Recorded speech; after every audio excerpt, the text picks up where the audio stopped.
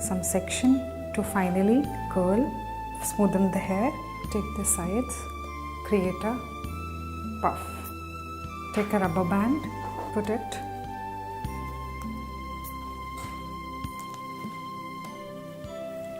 And here it's the bun. Take a bobby pins and the bobby pins to be put in a crisscross way. Front can be tucked in at the same area. Now again from the front, match it with your backside puff. Tuck in with the bobby pin. Loosen it onto the side. I'm just pressing it, hold it up. And put a tight ponytail without disturbing the front hair.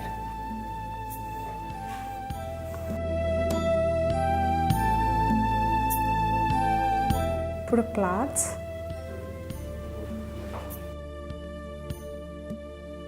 Put a plaits.